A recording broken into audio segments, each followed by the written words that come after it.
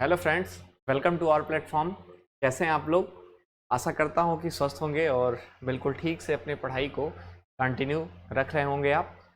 तो आज के सेशन में हम लोग करंट अफेयर्स के ही जो है अपने सीरीज को कंटिन्यू करते हैं। तो हम लोग करंट अफेयर्स कर रहे थे और करंट अफेयर्स में हम लोग राष्ट्रीय घटनाक्रम और अंतर्राष्ट्रीय घटनाक्रम से जो प्रश्न आपके एग्जाम में पूछे जा सकते हैं उनको जो है करेंगे। ठीक है, चलें आज के पहले प्रश्न पर। सभी लोग जो है लाइव सेशन में रिप्लाई करेंगे हर क्वेश्चन का, और पर क्वेश्चन को मैं पढ़ते टाइम वैसे ही आपको समय देने वाला हूं, जो भी आपका 5 सेकंड, 10 सेकंड, 20 सेकंड का समय होता है, और उस समय अंतराल में आपको जो आपका सही उत्तर हो उसको चूज करके कमेंट बॉक्स में रिप्लाई करना है। चलिए स्टार्ट करते हैं आज के पहले प्रश्न को। आज का पहला प्रश्न आपके सामने है। इसमें आपसे पूछा जा रहा है अंतरिक्ष में जाने वाली पहली अरब महिला, अंतरिक्ष में जाने वाली पहली अरब महिला कौन बनी है? ठीक है, अंतरिक्ष में अरब देश की जो है एक महिला अभी हाल ही में गई थी, मई मंथ में। अब आपसे पूछा जा रहा है इस प्रश्न में कौन महिला है दिए गए विकल्प में से जो पहली अरब महिला है जो अंतरिक्ष में गई हैं। ठीक है, तो ए विकल्प आपका है जोया खान, बी विकल्प आपका रयाना बरनाबी, ऑप्शन सी है आयशा बेगम, और ऑप्शन डी है निमिषा एरम। 4 विकल्प आपके सामने दिए गए हैं और चारों विकल्प में से आपको यह चुनना है कि कौन सी महिला है जो हाल ही में पहली अरब महिला बन गई है अंतरिक्ष में जाने वाली। ठीक है, आंसर करिएगा, बहुत सोच समझकर एप्रोप्रिएट आंसर आपको देना है। आपके पास प्रॉपर 5 से 10 सेकंड का समय है और मैं जो है वेट कर रहा हूं, आप उसका आंसर करेंगे। क्वेश्चन नंबर 1 का आंसर जल्द से जल्द आप लोग करिए।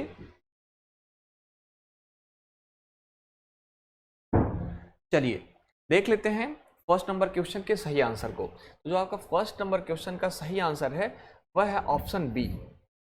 ऑप्शन बी में रयाना बरनाबी जो है एक नाम है। यह जो महिला है यह अरब की पहली महिला बन गई हैं जो अंतरिक्ष में गई हैं। ठीक है, रयाना बरनाबी का नाम आपको ध्यान रखना होगा। Option B is right answer. ठीक है, चलिए देख लेते हैं इनसे संबंधित कुछ यहाँ पर एक पैराग्राफ में कुछ चीज़ें ऐड करी गई हैं। तो यह आपकी हैं रयाना, और यह फर्स्ट अरब वुमेन एस्ट्रोनॉट बन गई हैं। ठीक है, अगर बात करें तो अंतरिक्ष यात्रा जो है करने वाली सऊदी अरब की जो महिला है रयाना बरनाबी, यह जो है अपने नाम रिकॉर्ड बना ली है और उन्होंने जो है एक्सियोम स्पेस की ओर से आयोजित अंतर्राष्ट्रीय अंतरिक्ष स्टेशन के लिए एक मिशन में भाग लेकर यह कीर्तिमान बनाया है। तो सबसे इंपॉर्टेंट पॉइंट आपके लिए यहाँ पर हो जाता है एक्सियोम स्पेस। ठीक है, इसका नाम आप ध्यान रखिएगा। ठीक है, और यह जो है यह कीर्तिमान इसके साथ बनाई, और यह 21 मई को अपने मिशन की शुरुआत इन्होंने किया था। तो आप ध्यान रखिएगा डेट भी, लेकिन फिलहाल आपको यह जो है जो एक्सियोम स्पेस है इसका नाम ध्यान रखने की आवश्यकता है, और यह फर्स्ट अरब वुमेन है एस्ट्रोनॉट। ठीक है, और नाम इनका विशेष तौर पर आपको ध्यान रखने की आवश्यकता है। आगे बढ़े हम लोग अगले प्रश्न की तरफ। चलिए अगले प्रश्न को देखते हैं। अगला प्रश्न है हाल ही में किसे त्रिपुरा राज्य पर्यटन के नए ब्रांड एम्बेसडर, ठीक है, कौन से राज्य? त्रिपुरा राज्य, त्रिपुरा राज्य पर्यटन के नए ब्रांड एम्बेसडर के रूप में नियुक्त किया गया। ऑप्शन ए है आमिर खान, ऑप्शन बी है सौरभ गांगुली, ऑप्शन सी है अमिताभ बच्चन, ऑप्शन डी है केएल राहुल। दिए गए विकल्प में से सही उत्तर चुनना है और आपको बताना है कि कौन व्यक्ति हैं जिनको त्रिपुरा राज्य पर्यटन का नया ब्रांड एम्बेसडर नियुक्त किया गया है। ठीक है, आंसर करें आप लोग जल्द से जल्द, आंसर करें आप लोग। सेकेंड नंबर क्वेश्चन का आंसर आपको करना है, सेकेंड नंबर क्वेश्चन का आंसर तुरंत करना है। चलिए देखें हम लोग इसके आंसर को। तो त्रिपुरा राज्य पर्यटन ने जिसे अपना नया ब्रांड एम्बेसडर बनाया है, ठीक है, वह व्यक्ति हैं Sourav Ganguly. Sourav Ganguly B option is right answer, ध्यान रखिएगा। सौरभ गांगुली को जो है, जो त्रिपुरा राज्य है, अपने नए ब्रांड एम्बेसडर के रूप में, जो त्रिपुरा राज्य पर्यटन जो है, ठीक है, इसके नए ब्रांड एम्बेसडर के रूप में इसे जो है नियुक्त किया गया है। B option is right answer, Sourav Ganguly. आगे बढ़े अगले प्रश्न की तरफ। उससे पहले थोड़ा सा यहाँ पर कुछ बेसिक इंफॉर्मेशन दिया गया है। कुछ बेसिक सा इंफॉर्मेशन यहाँ पर आपके पास है, आप ध्यान देंगे। अगर बात करें त्रिपुरा राज्य की राजधानी की, तो आपको पता होगा अगरतला। वनडे एग्जाम के लिए खासकर ये बहुत ही महत्वपूर्ण हो जाता है। त्रिपुरा राज्य के जो राज्यपाल अभी हैं, श्री सत्यदेव नारायण आर्य, 2023 की बात हो रही है अभी आपसे। त्रिपुरा राज्य के जो मुख्यमंत्री हैं उनका नाम है डॉक्टर मणिक शाह, ठीक है। तो यह जो है 3 पॉइंट है, इसको आप ध्यान रखिएगा। अच्छा, सौरभ गांगुली को वहाँ का जो त्रिपुरा राज्य है, ठीक है, त्रिपुरा राज्य के राज्य पर्यटन के ब्रांड एम्बेसडर बने हैं। इसके साथ साथ बिहार के परिप्रेक्ष्य में थोड़ा सा आप लोग ध्यान रखिएगा कि बिहार खादी का ब्रांड एम्बेसडर कौन बना है। अगर यह आपसे प्रश्न पूछा जाए तो आप नाम ध्यान रखिएगा मैथिली ठाकुर का, ठीक है। मैथिली ठाकुर को आप लोग जानते हैं, इनको बिहार खादी का जो है ब्रांड एम्बेसडर बनाया गया है, ठीक है, मैथिली ठाकुर को।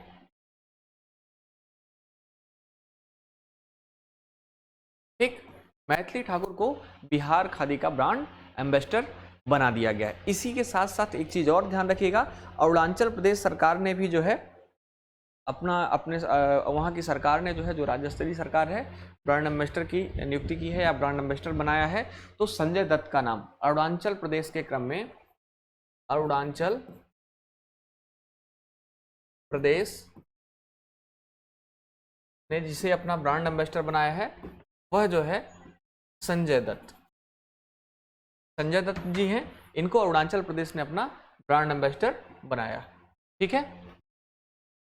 कोई दिक्कत? यहां तक सारी चीजें समझ में आ रही हैं। इसी के साथ साथ जो है उत्तराखंड राज्य जो है अपने ब्रांड एम्बेसडर की घोषणा की। उत्तराखंड राज्य, तो प्रसून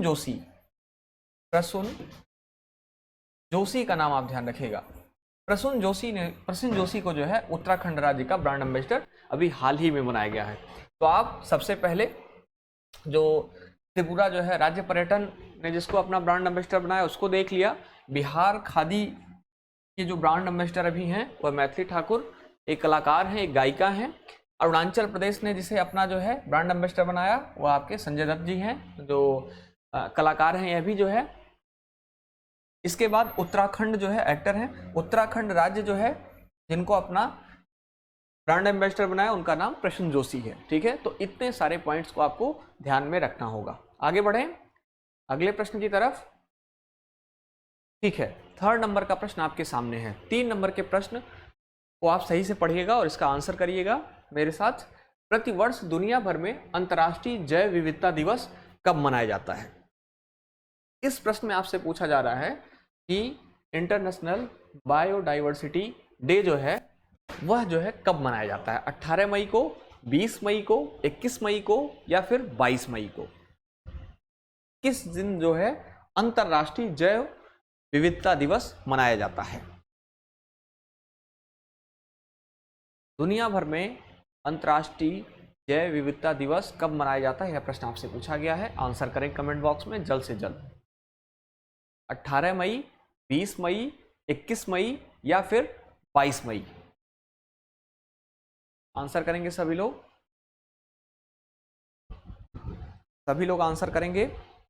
चलिए देख लेते हैं हम लोग इस प्रश्न का आंसर। तो अगर बात करें प्रतिवर्ष दुनिया भर में जब अंतर्राष्ट्रीय जैव विविधता दिवस मनाया जाता है वह डे आपका पूछा जा रहा है, वह आपका है 22 मई। D option is right answer, ठीक है। डी विकल्प को आपको ध्यान में रखना होगा। एकदम डेट इसको कंठस्थ कर लीजिए, ठीक है, कंठस्थ कर लीजिए। चलिए इसके थीम वगैरह को देख लेते हैं और भी इससे संबंधित जो फैक्ट्स हो सकते हैं उनको भी समझ लेते हैं। तो अगर बात करें 22 मई की, तो इसको अंतर्राष्ट्रीय जैव विविधता दिवस के रूप में मनाया जाता है। International day of biological diversity, IDB के नाम से इसको जाना जाता है। और यह जो है पृथ्वी पर जीवन को बनाए रखने के लिए जैव विविधता के महत्व के बारे में जागरूकता बताता है या जागरूक जो है कराता है। ठीक है, यह दिन। अगर बात करें इस वर्ष के थीम की, तो ध्यान रखिएगा इस वर्ष का जो थीम है आपका 2023 का, वह है समझौते से कार्रवाई तक जैव विविधता का पुनर्निर्माण। बहुत स्पष्ट तरीके से थीम को आपको ध्यान रखना होगा, क्योंकि थीम आपसे लगातार आपके एग्जाम में पूछा जाता है। ठीक है, तो इस वर्ष का जो थीम है 2022 का, वह है समझौते से कार्रवाई तक जैव विविधता का पुनर्निर्माण या पुनर्निर्माण। ठीक है, from agreement to action build back biodiversity. ठीक है जो प्रतिबद्धताओं से परे और जैव विविधताओं को पुनर्स्थापित करने एवं सुरक्षा के उद्देश्य से महत्वपूर्ण कार्यों में परिवर्तित करने हेतु दबाव की आवश्यकता को दर्शाता है।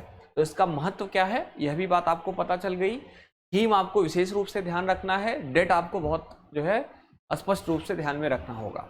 ठीक है, चलते हैं हम लोग अगले प्रश्न की तरफ। फोर्थ नंबर का क्वेश्चन आपके सामने है।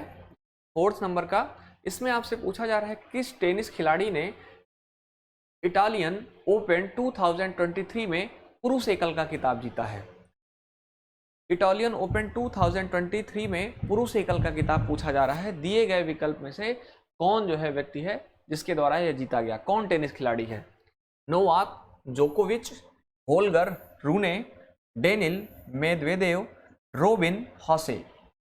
कौन खिलाड़ी है जिसे इटालियन ओपन 2023 में पुरुष एकल का खिताब प्राप्त हो चुका है? आंसर करेंगे जल्द से जल्द। फोर्थ नंबर क्वेश्चन का आंसर करेंगे।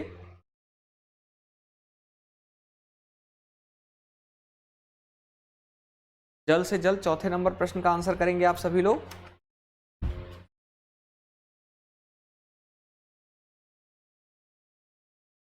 चलिए देख लें इसके सही आंसर को।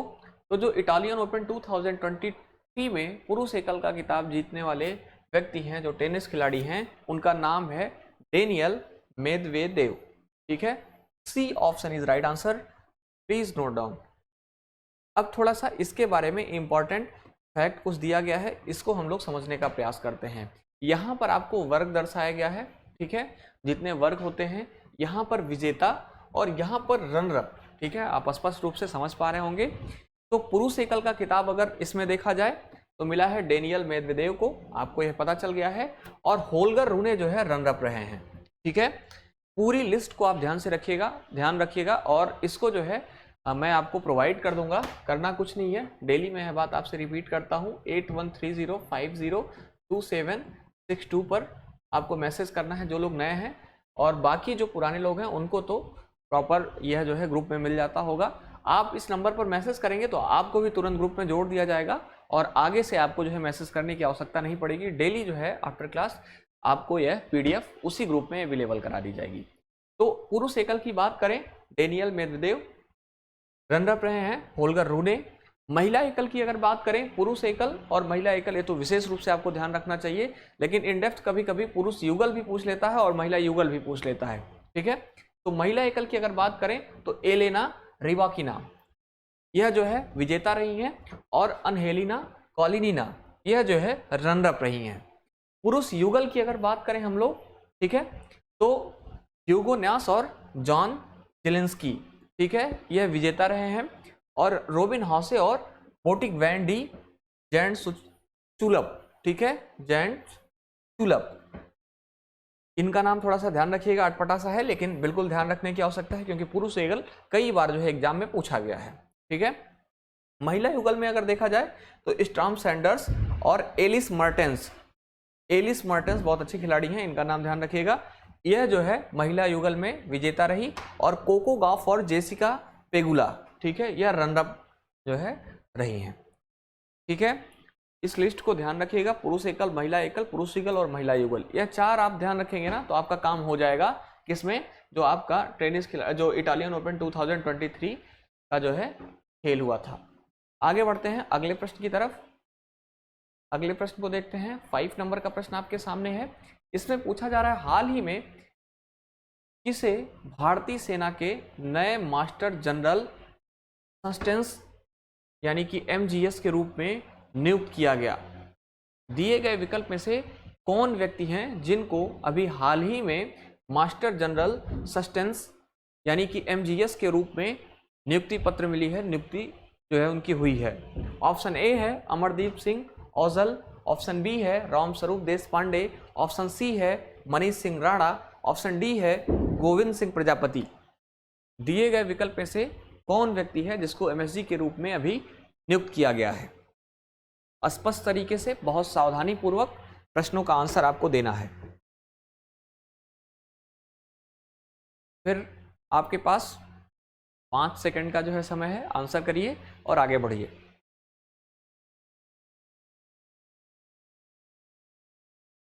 चलिए देखें इसके आंसर को।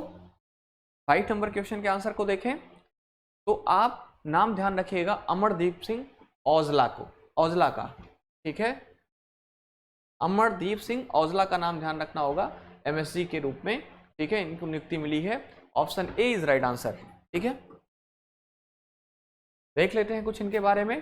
तो हाल ही में जो है लेफ्टिनेंट जनरल अमरदीप सिंह औजला को नए मास्टर जनरल सस्टेंस के रूप में नियुक्ति जो है मिली है। आपको यह बता दें कि अब वह जो है सेना प्रमुख के 8 प्रमुख स्टाफ अधिकारियों में से एक होंगे, ठीक है, जब इनको MSG की नियुक्ति मिल गई है। इससे पहले औजला पिछले साल मई से जो है चिनार कॉर्प्स जो है उसको जो है संभाल रहे थे, ठीक है। और LOC और वहाँ की जो है आंतरिक सुरक्षा स्थिति को सुरक्षित रखने में बड़े पैमाने पर जो है शामिल रहे हैं, ठीक है। तो बहुत अच्छा इनका योगदान रहा है। पीछे इनका जो है बहुत अच्छा कार्य रहा है, ठीक है। इन्होंने अपने कार्य को बहुत जिम्मेदारी से जो है निभाया है। वैसे हमारी आर्मी तो जिम्मेदारी के लिए ही जानी जाती है। फिलहाल यह जो है एक बिल्कुल जो है अच्छे जिम्मेदार जो है लेफ्टिनेंट जनरल रहे हुए हैं और अब इनको जो है MGS के रूप में इनको नियुक्त कर लिया गया है, ठीक है। तो आप ध्यान रखिएगा अमरदीप सिंह यहाँ पर है इनको, ठीक है, अमरदीप सिंह औजला को। आगे बढ़ते हैं अगले प्रश्न की तरफ। अगला प्रश्न आपका है 6 नंबर का।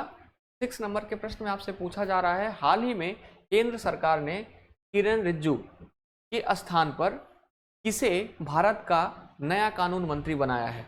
अगर आप न्यूज़ से वाकिफ होंगे तो हाल ही में अभी जो है जो भारत के कानून मंत्री हैं वह जो है उनका जो है आपने देखा होगा जिनको चुना गया है न्यूज़पेपर में या फिर टीवी के माध्यम से। तो आपसे अब वही प्रश्न पूछा जा रहा है कि दिए गए विकल्प में से कौन व्यक्ति है जिनको जो है पहले तो किरेन रिजिजू थे, ठीक है, अब जो है नया जो कानून मंत्री जिनको बनाया गया है उनका क्या नाम है ये आपसे पूछा जा रहा है।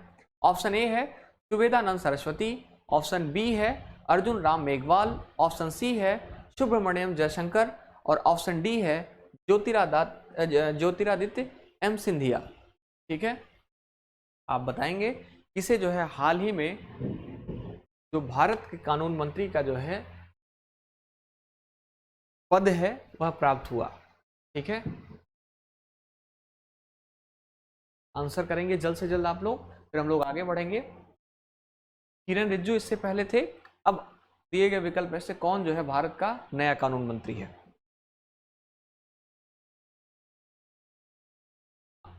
चलिए देखिए आंसर को। ऑप्शन 6 नंबर का, अरे सॉरी, जो क्वेश्चन नंबर 6 है उसका जो है ऑप्शन बी आपका जो है राइट हो जाएगा। अर्जुन मेघवाल जी को जो है अब कानून मंत्री बना दिया गया है, ठीक है। तो अभी जो है भारत के जो कानून मंत्री हैं उनका नाम आपको ध्यान रखने की आवश्यकता है। अगर आपने पढ़ा नहीं था, ध्यान नहीं आ रहा है तो अर्जुन राम मेघवाल, ठीक है, यह है अर्जुन राम मेघवाल। इनको जो है भारत का कानून मंत्री बनाया गया है। इससे पहले यह जो किरेन रिजिजू हैं यह जो है आपके कानून मंत्री थे। आगे बढ़ते हैं अगले प्रश्न की तरफ। 7 नंबर के प्रश्न को देखते हैं। 7 नंबर प्रश्न में आपसे पूछा जा रहा है हाल ही में सिद्धारमैया किस दक्षिणी राज्य के नए 22वें मुख्यमंत्री बने हैं? अभी हाल ही में चुनाव हुआ है वहाँ पर, और आपको ज्ञात भी होगा, मैं आपको हिंट करता हूँ, कांग्रेस ने वहाँ पर बहुत अच्छा प्रदर्शन किया है, ठीक है। और उसी के परिप्रेक्ष्य में उसी से संबंधित जो बात मैं आपको बता रहा हूँ उसी से संबंधित यह प्रश्न आपका पूछा गया है। नाम भी दे दिया गया है कि सिद्धारमैया किस दक्षिणी राज्य के नए मुख्यमंत्री बने हैं। 22वें मुख्यमंत्री है बने हैं। इससे पहले भी जो है यह उस राज्य के मुख्यमंत्री रह चुके हैं, ठीक है, इससे पहले भी वह इस राज्य के मुख्यमंत्री रह चुके हैं और फिर से अब यह जो है 22वें मुख्यमंत्री के रूप में शपथ लिए हैं वहाँ पर। क्या यह जो है तेलंगाना के मुख्यमंत्री हुए हैं, या आंध्र प्रदेश के, या फिर तमिलनाडु के, या फिर जो है कर्नाटक के? दिए गए विकल्प में से जो आपका सही आंसर हो वह आप कमेंट बॉक्स में लिखिए। जल्द से जल्द लिखने का प्रयास करेंगे आप लोग, जल्द से जल्द लिखेंगे। सिद्धारमैया जी के बारे में जो लोग जानकारी रख रहे होंगे या फिर जो थोड़ा सा भी जो है कहाँ पर क्या चुनाव हो रहा है इसके बारे में जो है थोड़ा सा अपडेट रहते होंगे, वह आंसर कर देंगे मुझे लगता है। चलिए देख लेते हैं ऑप्शन को जो आपका सही ऑप्शन है, ठीक है, दिए गए विकल्प में से। तो अगर बात करें सिद्धारमैया की, तो यह जो है 22वें मुख्यमंत्री के रूप में कर्नाटक राज्य के मुख्यमंत्री की जो है शपथ लिए हैं। Option D is right answer, ठीक है, कोई डाउट? चलिए ये हैं सिद्धारमैया जी, देख लीजिएगा। अगर बात करें तो हाल ही में जो है अभी कर्नाटक के विधानसभा चुनाव में जीत के बाद कांग्रेस पार्टी ने सिद्धारमैया को राज्य का अगला यानी कि 22वें नंबर के मुख्यमंत्री बनाने का जो है निर्णय ले लिया था और अब जो है यह मुख्यमंत्री बन भी गए हैं। इसके अलावा कर्नाटक के अगले जो उप मुख्यमंत्री के रूप में डीके शिव कुमार जी हैं वह शपथ लेंगे। थोड़ा सा मैं इसको ब्लैक कर लेता हूं, अपने पेन को हाईलाइट कर रहा हूं मैं। डीके शिव कुमार का नाम भी ध्यान रखना होगा। यह जो है वहां के यानी कि कर्नाटका के उप मुख्यमंत्री, ठीक है, कर्नाटका के उप मुख्यमंत्री के रूप में शपथ लेंगे, ठीक है। सिद्धारमैया जो है 2013 से लेकर 2018 तक कर्नाटक राज्य के सीएम रह चुके हैं और उन्हें अब तक 12 चुनाव जो है उन्होंने जो है लड़ा है, जिसमें से 9 में जो है इनकी जो है जीत भी दर्ज हुई है। तो बहुत अच्छा जो है इनका परफॉर्मेंस रहा है, बहुत लोकप्रिय रहे हैं जनता के बीच में, क्योंकि आप इसी बात से अंदाज़ा लगा सकते हैं कि जो अपने पूरे अभी तक के टाइम में, अभी तक के जीवन काल में 12 चुनाव लड़ा और उसमें से 9 चुनाव अगर जीता है तो स्वाभाविक सी बात है वहाँ के लिए इनका योगदान बहुत अच्छा रहा होगा, बहुत अच्छे काम किए होंगे, तब जो है जाकर इतने कार्यकाल इनको जो है मिले हैं, ठीक है। बहुत अच्छा है, आगे जो है वहाँ की उन्नति को जो है ध्यान में रखते हुए विशेष कार्य को जो है बहुत अच्छे से करेंगे, हम लोग ये आशा करते हैं। चलिए 8 नंबर के प्रश्न को देखते हैं। 8 नंबर के प्रश्न में आपसे पूछा जा रहा है किस रोग के बारे में जागरूकता फैलाने के उद्देश्य से प्रतिवर्ष 16 मई को देश भर में एक राष्ट्रीय दिवस मनाया जाता है। आपसे पूछा जा रहा है कि 16 मई को जो है कौन सा राष्ट्रीय दिवस मनाया जाता है? चिकनगुनिया राष्ट्रीय दिवस, मलेरिया, या फिर डेंगू, या फिर जीका वायरस? आंसर करेंगे 8 नंबर प्रश्न का। तेजी के साथ आप लोग आंसर करिए, फिर हम लोग आगे बढ़ेंगे। 8 नंबर प्रश्न का आंसर करें जल्द से जल्द। 8 नंबर प्रश्न का आपसे पूछा जा रहा है कि किस रोग के बारे में जागरूकता फैलाने के उद्देश्य से प्रतिवर्ष 16 मई को देश भर में एक राष्ट्रीय दिवस मनाया जाता है, और वह कौन सा राष्ट्रीय दिवस है यह विकल्प के रूप में आपको दिया गया है और आपको उसका चयन करना है, ठीक है। आंसर करेंगे जल्द से जल्द। चलिए देख लेते हैं इसके सही आंसर को। तो हर साल 16 मई को राष्ट्रीय डेंगू दिवस के रूप में जो है मनाया जाता है। आपका जो है ऑप्शन थोड़ा सा ऊपर नीचे हो गया है, देख लीजिएगा इसको। ऑप्शन बी जो आपको दिख रहा है, ठीक है, यहाँ होना चाहिए एक्चुअली है, तो आप ध्यान रखिएगा, यह जो आपका करेक्ट आंसर है, ठीक है। आगे बढ़ें। चलिए इससे संबंधित कुछ फैक्ट्स हैं, कुछ पॉइंट्स हैं जो मेंशन है, उसको देख लेते हैं। तो इस वर्ष राष्ट्रीय डेंगू दिवस की थीम आपको ध्यान रखना होगा, क्योंकि आप देखते हैं कि लगभग जो भी दिवस मनाया जाता है जो बहुत ही इंपॉर्टेंट होता है, उसकी थीम जो है मैं आपसे ज़रूर डिस्कस करता हूँ, ठीक है। उसकी थीम विशेष रूप से मैं फोकस करके जो है आपको रिकॉल कराता हूँ कि देखिए आपको थीम ध्यान में रखना चाहिए, तो आप बिल्कुल उसको ध्यान में रखा करिए, क्योंकि थीम हमेशा पूछा जाता है। तो जो डेंगू दिवस 2023 की थीम है वह आपका है डेंगू को हराने के लिए साझेदारी का उपयोग करें। ठीक है, डेंगू के बारे में अगर बात करें तो डेंगू एक मच्छर जनित उष्णकटिबंधीय बीमारी है जो डेंगू वायरस यानी कि जीनस फ्लेवी वायरस के कारण होती है। इसका प्रसार मच्छरों के कई जीन्स एंडीज मच्छर होते हैं, ठीक है, जीनस एंडीज जिसको बोलते हैं, इनके प्रजातियां मुख्य रूप से एंडीज इजिप्टी, इनकी एक मुख्य प्रजाति है एंडीज इजिप्टी, इसके द्वारा जो है होता है जो आपका डेंगू है। यह मच्छर जो है चिकनगुनिया, पित्त ज्वर और जीका संक्रमण के भी जो है वाहक होते हैं। तो आप ध्यान रखिएगा, जो आपका यह मच्छर है यह चिकनगुनिया और येलो फीवर जिसको आप पीत ज्वर बोलते हैं उसके लिए भी जो है जिम्मेदार है, और इस साथ साथ जो है जो जीका जो है इन्फेक्शन है आपका, जीका संक्रमण है, उसके लिए भी जो है उत्तरदायी है। ठीक है, तो नेशनल डेंगू डे को आपने देख लिया, उसका थीम समझ लिया, और इसके साथ साथ जो है जो इसके वायरस हैं वह जो है किस प्रकार से प्रभावित करते हैं इसको आपने समझ लिया। ध्यान रखिएगा सारे पॉइंट्स को। आगे बढ़ते हैं अगले प्रश्न की तरफ। अगला प्रश्न आपका 9 नंबर का है। इसमें पूछा जा रहा है 16 मई 2023 को किस भारतीय राज्य ने अपना स्थापना दिवस मनाया। 16 मई को अभी आपने डेंगू दिवस देखा, और 16 मई के ही दिन जो है एक भारतीय राज्य है जो अपना स्थापना दिवस मनाता है। तो दिए गए विकल्प में से कौन सा राज्य है जिसका स्थापना दिवस 16 मई को होता है? आंसर करेंगे आप लोग। डेंगू दिवस ध्यान रखेंगे और इस जो है राज्य को भी ध्यान रखेंगे। आंसर कर दीजिए जल्द से जल्द। चलिए देखते हैं इस प्रश्न का जो सही आंसर है। तो अगर बात करें हर साल 16 मई 2000, हर साल जो है 16 मई को, ठीक है, 2023 में ही नहीं, हर साल जो है 16 मई को जो आपका मणिपुर सिक्किम है, यह जो है अपना स्थापना दिवस मनाता है। सिक्किम राज्य जो है अपना स्थापना दिवस मनाता है। ठीक है, इसको थोड़ा सा मैं इधर की तरफ मोड़ देता हूं। तो सिक्किम को ध्यान रखिएगा, option C is right answer. 16 मई को इसका जो है स्थापना दिवस होता है।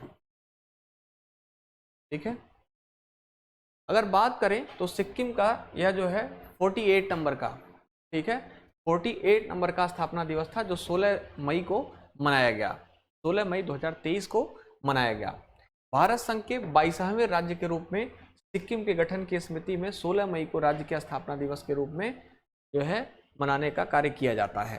ठीक है, सिक्किम राज्य की गठन की अगर बात करें तो 1975 में भारत के संविधान के 36वें संशोधन के तहत किया गया था। तो आपसे पूछा जाए अगर सिक्किम राज्य का गठन कौन से संविधान संशोधन के अंतर्गत किया गया था, तो आपको ध्यान रखना होगा जो कॉन्स्टिट्यूशनल जो है अमेंडमेंट 36 है उसको। ठीक है, कॉन्स्टिट्यूशनल अमेंडमेंट 36 उसको ध्यान रखना होगा। ठीक है, इस संशोधन के तहत जो है सिक्किम राज्य का गठन 1975 में किया गया था। मुख्यमंत्री पीएस तमांग ने इस अवसर पर गरीबी रेखा से नीचे रहने वाले लोगों के लिए मुफ्त डायलिसिस और कैंसर रोगियों के उपचार की भी घोषणा की है। ठीक है, तो ध्यान रखिएगा मुख्यमंत्री जी को, और इन्होंने जिस चीज़ की घोषणा की है वह आपका है मुफ्त डायलिसिस और कैंसर रोगियों के उपचार को लेकर। आगे आप देखिएगा तो सिक्किम स्थापना दिवस के अवसर पर सरकारी विद्यालयों के लिए एम्बुलेंस और ग्यालिंसिंग तथा मंगन जिलों के लिए सचल नैदानिक प्रयोगशाला का भी शुभारंभ किया गया है। तो जितने भी पॉइंट्स दिए गए हैं सिक्किम राज्य के बारे में, इसकी स्थापना को लेकर, स्थापना डे को लेकर, वह सारा जो है ध्यान रखने की आवश्यकता है। आगे बढ़ते हैं 10 नंबर प्रश्न को देखते हैं। 10 नंबर प्रश्न में आपसे पूछा जा रहा है हाल ही में किसे माइक्रो ब्लॉगिंग साइट ट्विटर की नई सीईओ के रूप में नियुक्त किया गया है। नई सीईओ के रूप में जो ट्विटर के नए सीईओ हैं किसे जो है नियुक्त किया गया है, यह प्रश्न आपसे पूछा रहा है। नेजा सिली को, लिंडा याकिरिनो को, या फिर जो है एलिसा मार्टिन को, या फिर पेटिन हुस्को। दिए गए विकल्प में से जिनको जो है ट्विटर का नया सीईओ बनाया गया है उसको आपको आंसर करना है कमेंट बॉक्स में। अभी आपको ज्ञात होगा कि हाल ही के दिनों में जो है बहुत ज़्यादा चर्चा में थी यह जो है कि किसे जो है सीईओ बनाया जाएगा, किसका, आपके ट्विटर का, और वह चर्चा जो है ख़त्म हो गई थी। अभी ट्विटर को लेकर एक और चर्चा हाल ही में है, मुझे लगता है कि मंडे को मे बी मंडे को ही जो है, जो ट्विटर का लोगो है, ठीक है, पहले आपको दिख रहा होगा कि जो ट्विटर का लोगो था वह उसमें एक पंछी मेंशन था, ठीक है। अब वह ट्विटर का लोगो चेंज हो गया है। क्या हो गया है? तो वह लोगो आपका यक्स ऐसे लिखा हुआ है, वह हो गया है। इसका जो है, जो एक्स लिखा हुआ है, इसका बैकग्राउंड वाइट है, और यह जो इसका लेटर का जो है रंग है वह आपका वाइट है, और जो बैकग्राउंड है वह ब्लैक है, ठीक है, वह ब्लैक है। आप अगर यूज़ करते होंगे तो आप देख भी गए होंगे, और नहीं यूज़ करते हैं फिर भी आप जो है उसको देख लीजिएगा, क्योंकि एग्ज़ाम में कहीं से भी कुछ प्रश्न पूछा जा सकता है। और आपको पता होगा कि पूरे वर्ल्ड की जो सबसे बड़ी माइक्रो ब्लॉगिंग साइट ट्विटर है, वह जो है बहुत ज़्यादा हमेशा चर्चा में रहती है, और उससे प्रश्न पूछे जाने की संभावना बहुत अधिक होता है अगर कुछ उसमें मूल चूक परिवर्तन होते हैं तो, ठीक है। सीईओ का नाम आप बता दीजिए। चलिए देख लेते हैं। जो ट्विटर की नई सीईओ बनी है उनका नाम है लिंडा याकारिनो, ठीक है, लिंडा याकारिनो का नाम आपको ध्यान रखने होगा। इनको जो है ट्विटर का जो है सीईओ बना दिया गया है। यह है आपने देखा भी होगा, आपने न्यूज़ अगर आप देखे होंगे या फिर ट्विटर पर देखे होंगे तो आप इनको देखे होंगे।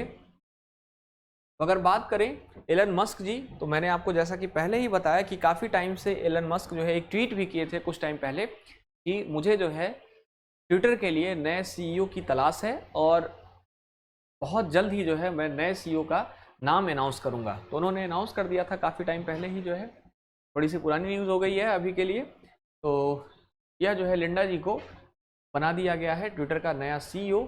इसके साथ साथ जो है आप देखेंगे एलन मस्क ने ट्विटर के नए लोगों को लॉन्च कर दिया है, मैंने जैसा कि अभी आपको बताया, और माइक्रो ब्लॉगिंग वेबसाइट ट्विटर को रीब्रांड करने के पहल के चलते मस्क का यह लेटेस्ट फैसला है, ठीक है।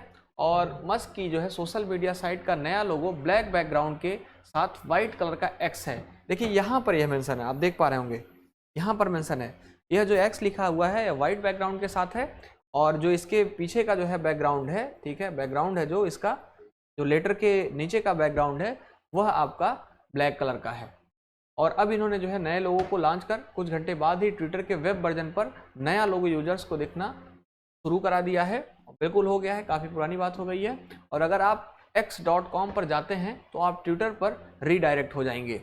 देखिए कितना बढ़िया सारी चीज़ों को इन्होंने और अपने हिसाब से ऑर्गेनाइज करना स्टार्ट किया। अब आप टाइप करेंगे ना, ट्विटर पहले टाइप करते थे, x.com टाइप करेंगे तो तुरंत आप इनडायरेक्ट हो जाएंगे ट्विटर पर, ठीक है। ट्विटर पर आप चेक करिएगा अगर आपको इंटरेस्ट है या फिर यूज़ करते हैं तो, और आप ट्विटर पर रीडायरेक्ट हो जाएंगे। और आपको बता दें कि कई महीनों पहले ही कंपनी के लीगल नाम को एक्सकॉप कर दिया गया था। तो इसके कंपनी का नाम आपको ध्यान होगा, अगर आप न्यूज़ में रहे होंगे, क्या बदल कर दिया गया था, और उसी से संबंधित जो है यह कर दिया है। अच्छा, अगर बात करें लीना जी की, ठीक है, तो आपको मैं बताना चाहूँगा कि एडवर्टाइजिंग की दुनिया की बहुत बड़ी दिग्गज रही हैं यह, ठीक है। एडवर्टाइजिंग के लिए यह जो है दुनिया की एक दिग्गज पर्सनालिटियों में से एक हैं लीना जी। आगे बढ़ते हैं अगले प्रश्न की तरफ।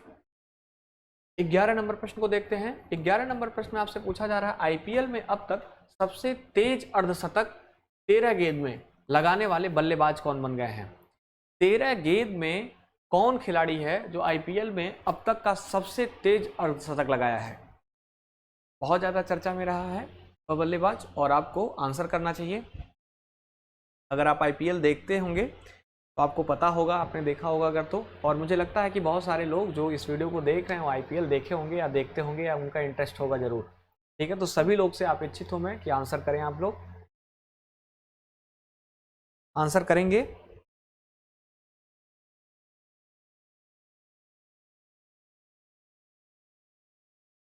आईपीएल में अब तक सबसे तेज अर्धशतक 13 गेंद पर लगाने वाले बल्लेबाज। चलिए देखते हैं इसके सही आंसर को। तो इसका ऑप्शन सी है सही, option C is right answer.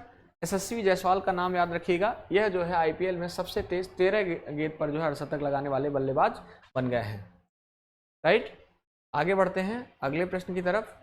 अगला प्रश्न 12 नंबर का आपका है, इसमें पूछा जा रहा है फैशन ब्रांड चूसी की पहली इंडियन ग्लोबल ब्रांड एम्बेसडर कौन बनी है? अनुष्का शर्मा, हरमनप्रीत कौर, सानिया मिर्जा, आलिया भट्ट। देखिए जो बड़े बड़े जो है प्लेटफॉर्म्स हैं या बड़े बड़े जो है गारमेंट्स की कंपनियां हैं, फैशन डिज़ाइनिंग की कंपनियां हैं, या फिर जो है भारत का कोई मंत्रालय है, या फिर राज्य का पर्यटन विभाग है, या राज्य खुद है, अगर कोई अपना ब्रांड एम्बेसडर नियुक्त करता है तो आपके लिए बहुत ही इंपॉर्टेंट हो जाता है। ठीक है, तो आप ब्रांड एम्बेसडर को जरूर ध्यान रखा करिए। अभी मैं सबसे पहला प्रश्न जो मुझे ध्यान आ रहा है कि मैंने स्टार्ट किया था वह ब्रांड एम्बेसडर से ही संबंधित था, और उससे संबंधित मैंने 3 और जो है ब्रांड एम्बेसडर को बताया था। बिहार खादी के ब्रांड एम्बेसडर, उत्तराखंड राज्य के जो ब्रांड एम्बेसडर जिनको बनाया गया है, और आपके जो अरुणाचल प्रदेश सरकार के ब्रांड एम्बेसडर हैं उनको। ठीक है, और अब आपसे फैशन ब्रांड जो है जोशी, इसकी पहले इंडियन ग्लोबल ब्रांड एम्बेसडर जिनको बनाया गया उनका नाम आपसे पूछा जा रहा है 12 नंबर के प्रश्न में। आंसर करेंगे जल्द से जल्द। चलिए देख लेते हैं इसके सही आंसर को। तो आलिया भट्ट को जो है इसका ब्रांड एम्बेसडर बनाया गया है। D option is right answer. 13 number प्रश्न आपके सामने है, इसमें पूछा जा रहा है हाल ही में किस महिला खिलाड़ी ने अप्रैल 2023 के लिए ICC player of the month का पुरस्कार जीता? 2023 का अप्रैल मंथ का ICC player of the month का अवार्ड जो है घोषित हो चुका है।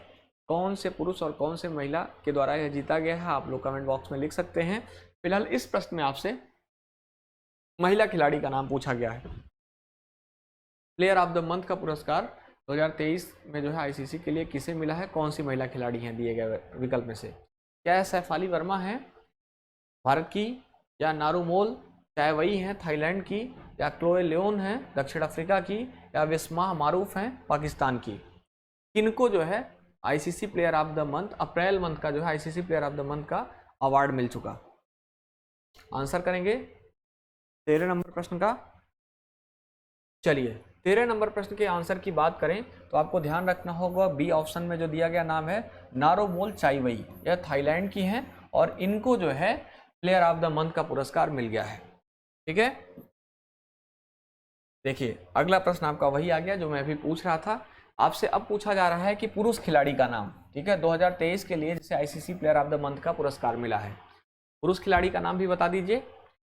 महिला खिलाड़ी का नाम तो आपने बता दिया, थाईलैंड की हैं वह। अब पुरुष खिलाड़ी का नाम भी बता दीजिए। अप्रैल मंथ का ICC player of the month का अवार्ड इन्हें प्राप्त हुआ है। या इनका नाम जो रूट है, जो इंग्लैंड के निवासी हैं, या इंग्लैंड के टीम के लिए खेलते हैं, या सूर्य कुमार यादव हैं जो भारत के लिए खेलते हैं, या टेविस हेड हैं जो ऑस्ट्रेलिया के लिए, या फखर जमान हैं जो पाकिस्तान के बल्लेबाज हैं। दिए गए विकल्प में से कौन खिलाड़ी है जिसको ICC player of the month 2020 April month का जो है अवार्ड प्राप्त हुआ है? आंसर करेंगे जल्द से जल्द सभी लोग।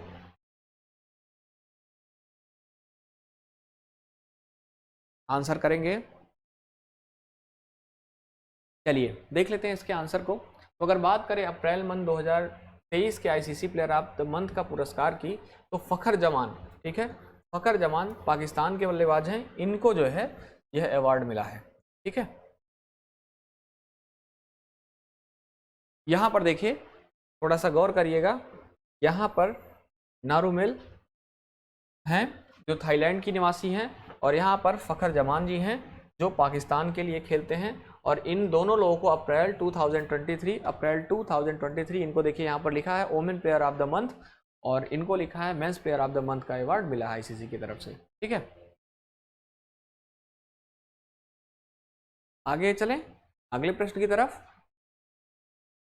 चलिए 15 नंबर का प्रश्न आपके सामने है। 15 नंबर के प्रश्न में आपसे पूछा जा रहा है हाल ही में किस पुरुष खिलाड़ी ने वर्ष 2023 का Laureus world sportsman of the year का पुरस्कार जीता है?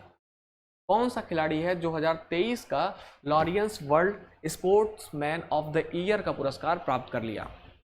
दिए गए विकल्प में से कौन सा खिलाड़ी है जिसे 2023 का Laureus world sportsman of the year का पुरस्कार प्राप्त हुआ?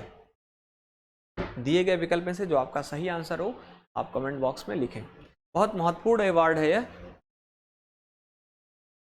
बहुत ही महत्वपूर्ण अवार्ड है, इसको आपको जो है बिल्कुल याद रखना चाहिए। बहुत सारी कैटेगरी हैं इसमें, स्पोर्ट्समैन ऑफ द ईयर का पुरस्कार इसमें से किसको मिला है? स्पोर्ट्स के क्षेत्र में बहुत बड़ा जो है यह अवार्ड है, Laureus world sportsman of the year पूछा जा रहा है आपसे।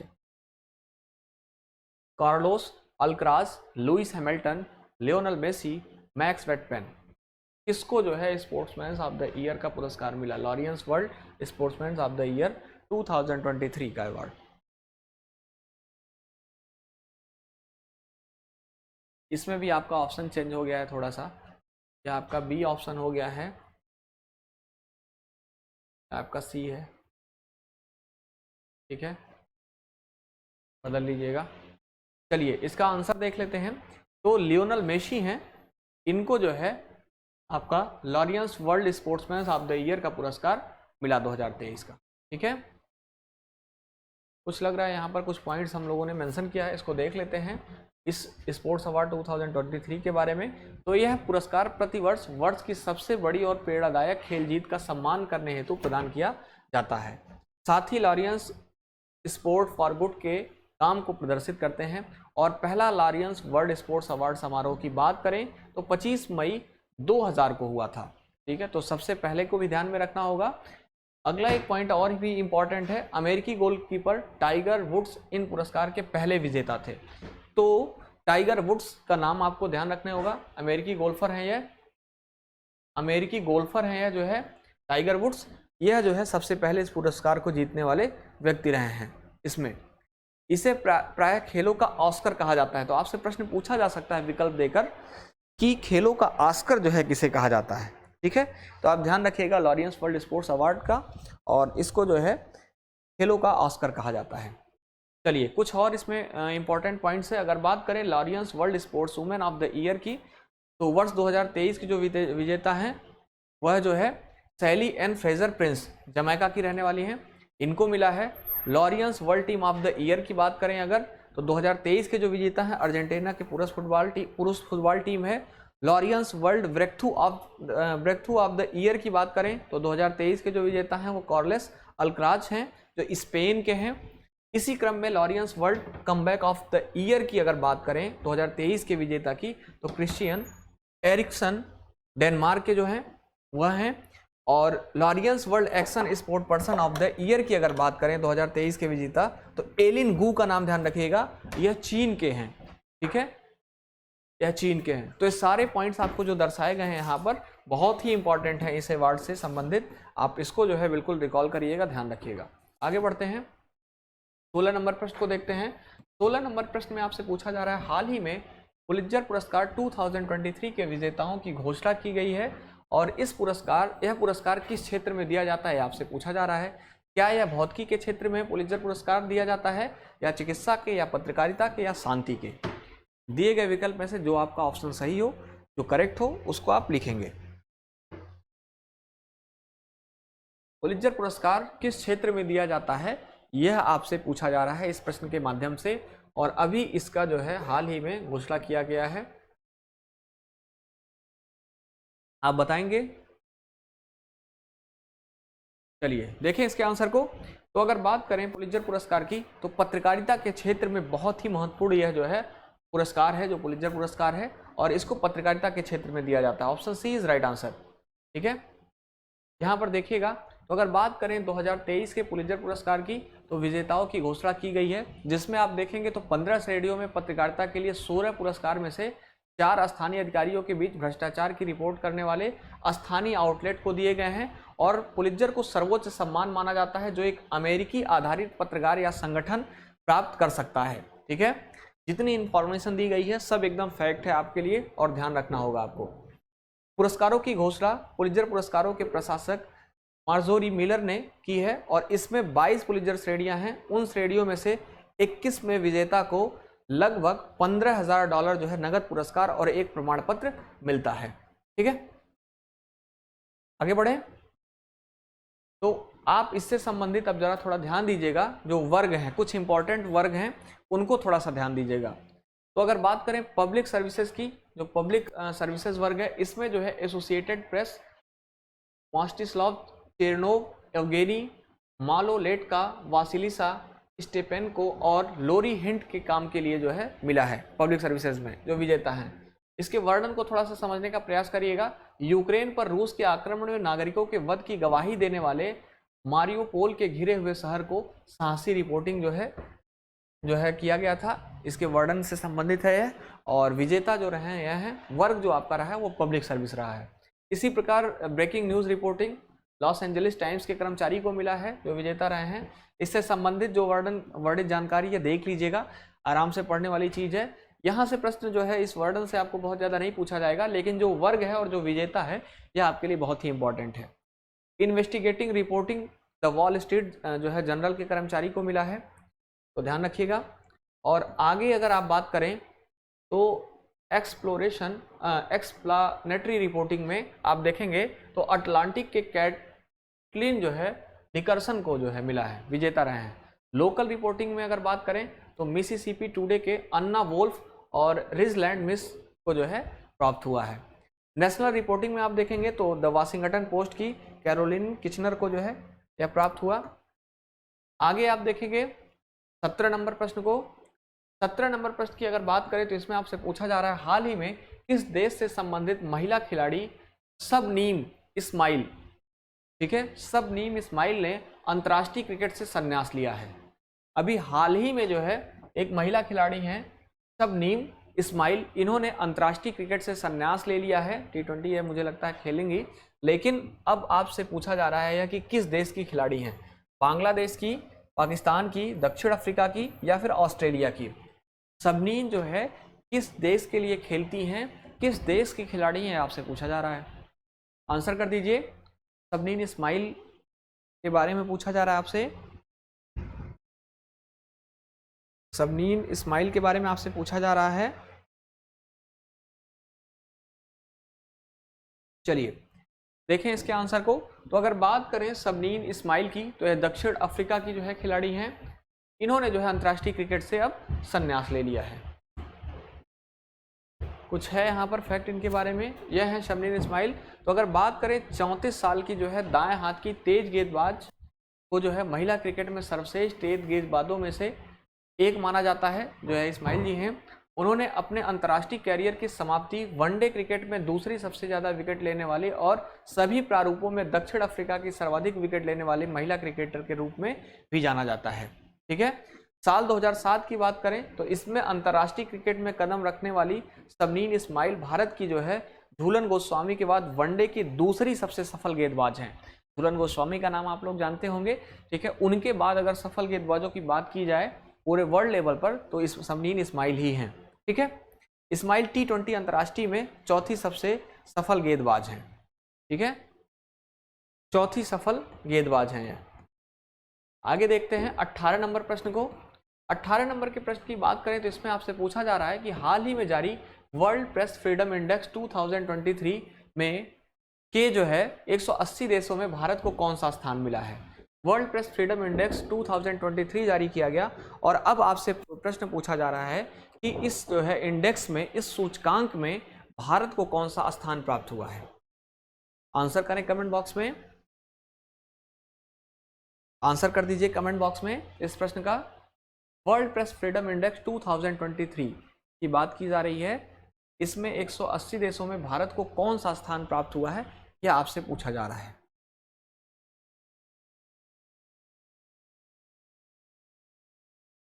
जल्द से जल्द आंसर करें।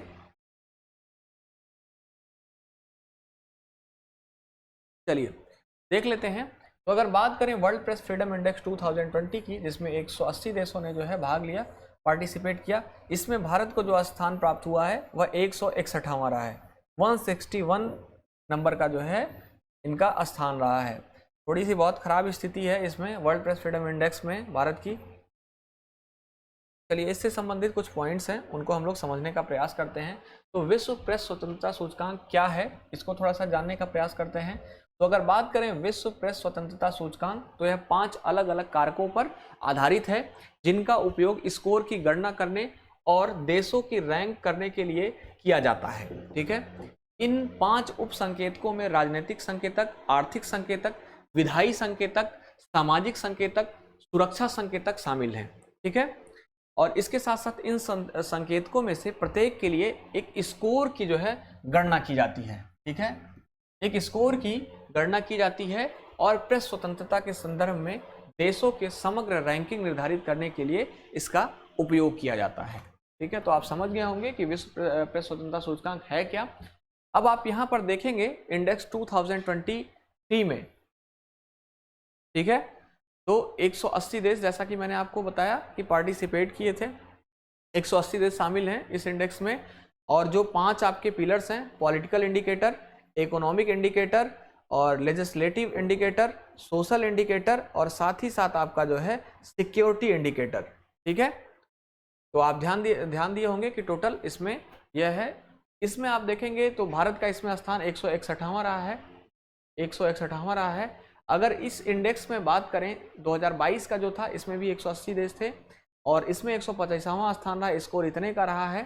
ठीक है, तो इसमें भी आप देखेंगे सारे इंडिकेटर्स वही हैं आपके।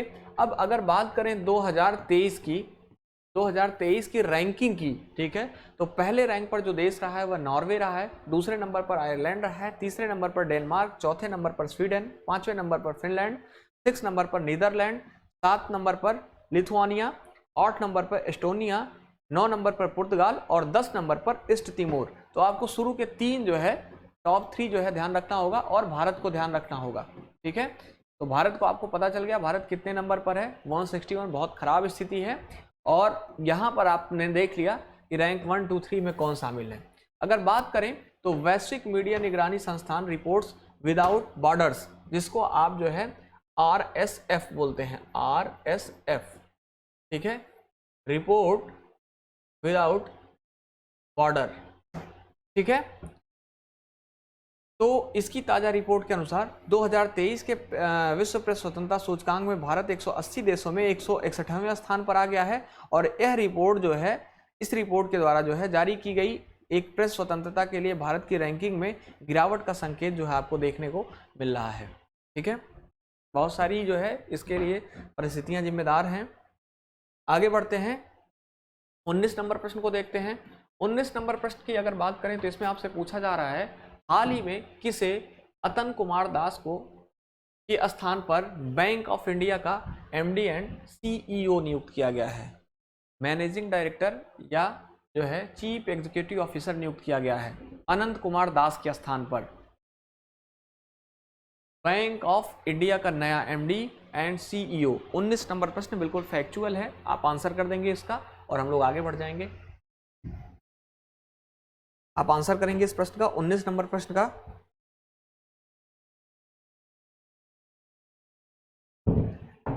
चलिए 19 नंबर प्रश्न का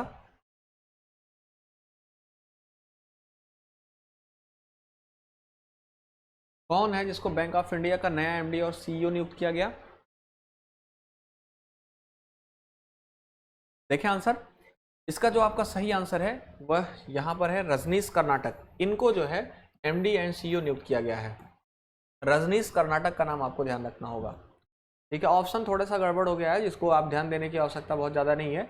नाम आपको ध्यान देना चाहिए, बहुत अच्छे से नाम याद होना चाहिए। ऑप्शन में क्या है ये नहीं जो है बहुत गौर होना चाहिए। वो बहुत अच्छा भी हुआ है कि थोड़ा बहुत आगे पीछे हो गया है। ठीक है, वैसे होना तो नहीं चाहिए, ये प्रॉपरली जो है क्रम में ही होना चाहिए, लेकिन फिलहाल आपको नाम पता होना चाहिए, एग्जैक्ट डेटा आपको ध्यान में होना चाहिए। प्रतिवर्ष 1 मई को किन 2 राज्यों का स्थापना दिवस मनाया जाता है? Very very important question. ठीक है, स्टैटिक के पोर्शन पर भी जो है आप देखेंगे तो बहुत ही इंपॉर्टेंट है, और करंट अफेयर्स के भी अगर परिदृश्य में आप देखेंगे तो भी जो है बहुत इंपॉर्टेंट है। ठीक है, तो 1 मई को किन 2 राज्यों का स्थापना दिवस मनाया गया है? अभी हाल ही में बहुत भव्य तरीके से मनाया गया है और आपसे यह पूछा जा रहा है, आप आंसर करेंगे। 1 मई 2023 को। ऑप्शन ए है आपका राजस्थान और गुजरात का स्थापना दिवस, ऑप्शन बी है आपका महाराष्ट्र और मध्य प्रदेश, ऑप्शन सी है पंजाब और हरियाणा और ऑप्शन डी है महाराष्ट्र और गुजरात। कौन सा राज्य है जो दिए गए विकल्प में से जिसका स्थापना दिवस 1 मई को मनाया जाता है? दोनों पहले एक ही थे, अलग हुए हैं। आप थोड़ा सा भी आपको ध्यान आ रहा होगा तो आप सही आंसर कर देंगे इसका। चलिए देख लेते हैं। तो महाराष्ट्र और गुजरात का जो स्थापना दिवस है वह हर साल 1 मई को मनाया जाता है। महाराष्ट्र और गुजरात का जो स्थापना दिवस है वह हर एक साल जो है 1 मई को मनाया जाता है। आपको पता होगा कि महाराष्ट्र जो है मराठी बाहुल्य क्षेत्र है, ठीक है, और गुजरात को आपको पता ही होगा कि गुजराती बाहुल्य क्षेत्र है। इसी के नाते इसको अलग भी किया गया था और इन दोनों का जो स्थापना दिवस है वह हर साल 1 मई को ही मनाया जाता है। कुछ इन्फॉर्मेशन है, देख लेते हैं यहाँ। तो अगर बात करें महाराष्ट्र और गुजरात की, तो 1 मई 2023 को इसने अपना राज्य दिवस मनाया और 1 मई 1960 को बॉम्बे पुनर्गठन अधिनियम 1960 द्वारा बॉम्बे के द्विभाषी राज्य को 2 अलग राज्यों में विभाजित कर दिया गया था, ठीक है, जिसमें मराठी भाषी लोगों के लिए महाराष्ट्र और गुजराती भाषाओं के लिए गुजरात राज्य प्राप्त हुआ।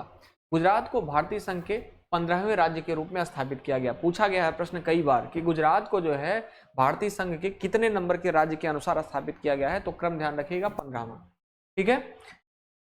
आपका यह स्टेट है, आप देख रहे होंगे गुजरात ऐसे है और यह आपका जो है पश्चिमी घाट का सीमा है, ठीक है, और यहाँ पर आपका महाराष्ट्र है, ठीक है। नरेंद्र मोदी जी जो हमारे प्रधानमंत्री हैं, इन्होंने जो है ट्वीट करके उस दिन बधाई भी दिया था। ग्रीटिंग्स ऑन गुजरात जो है स्थापना दिवस। Gujarat has make due to its all round progress as well as its unique culture. I pray that the start continuous to scale new height of development in the times ahead. इन्होंने wish किया था कि इसको गुजरात को बहुत अच्छे से, और आपको अब ज्ञात हो गया कि 1 मई 1960 को जो है बॉम्बे पुनर्गठन के बाद जो है इन द्विभाषी राज्यों को जो है अलग किया गया था। तो सारे प्रश्नों को आपने देख लिया। आशा है कि आप सारे प्रश्नों को बहुत अच्छे से कर लिए होंगे। एक बार आप सारे को देख लीजिएगा जो है PDF के माध्यम से, जो कि आपको याद हो जाए, रिकॉल हो जाए, और प्रैक्टिस करना बहुत आवश्यक है। यहाँ पर एक बार कर ही लिया आपने, एक बार और अगर आप कर लेंगे तो मुझे नहीं लगता कि इस 20 प्रश्न में से कोई भी प्रश्न आपका बचेगा, ठीक है। सारे हो जाएंगे, सारे प्रश्न आपके हो जाएंगे जो यह आपको बताए गए हैं, ठीक है। तो यह जो है आपका आज का सीरीज का जो है जो लेक्चर रहा, आज का जो लेक्चर रहा इस सीरीज का जो है बहुत महत्वपूर्ण लेक्चर था और आपने बहुत अच्छे से देखा भी, सारी चीज़ों को समझा भी। बहुत ही इंपॉर्टेंट प्रश्न थे जो 20 आपके लिए लेकर मैं आया था, और आगे भी इसी क्रम में जो है आपको क्लासेस मिलती रहेंगी जो आपके एग्ज़ाम के लिए बहुत ही ज़्यादा जो है लाभान्वित होंगी, बहुत ज़्यादा आप उससे लाभ प्राप्त कर सकेंगे। फिर से एक चीज़ मैं रिपीट कर रहा हूँ कि आप जो है यह नंबर है 8130502762, जिनको PDF की आवश्यकता है इस नंबर पर व्हाट्सएप मैसेज करें और PDF को प्राप्त कर लें, ठीक है। और जैसे ही वह प्राप्त मैसेज करेंगे पहली बार, वैसे ही उनको ग्रुप में डाल दिया जाएगा, जिससे उनको असुविधा ना हो डेली जो है मांगने की, या फिर जो है उन तक दिक्कत ना हो। तो आप ग्रुप में रहेंगे, जैसे ही एक बार आप मैसेज कर दिए आपको ग्रुप में अटैच कर दिया जाएगा, और वहाँ से आप जो है डेली बेसिस पर जैसे ही हमारी क्लासेस रन करती हैं वहाँ से आपको PDF मिल जाएगा, ठीक है। तो आज के लिए इतना ही, मिलते हैं हम लोग कल की क्लास में, और फिर से हम लोग इस सीरीज़ को कंटिन्यू करेंगे, बहुत अच्छे से जो है अगले 20 प्रश्नों को देखेंगे। और तब तक के लिए आप इसको रिवाइज़ करिए, पढ़ते रहिए, और बिल्कुल अपने को स्वस्थ रखिए, जो कि एग्ज़ाम में आप अच्छा परफॉर्मेंस कर पाएँ। आज के लिए इतना ही, थैंक यू सो मच।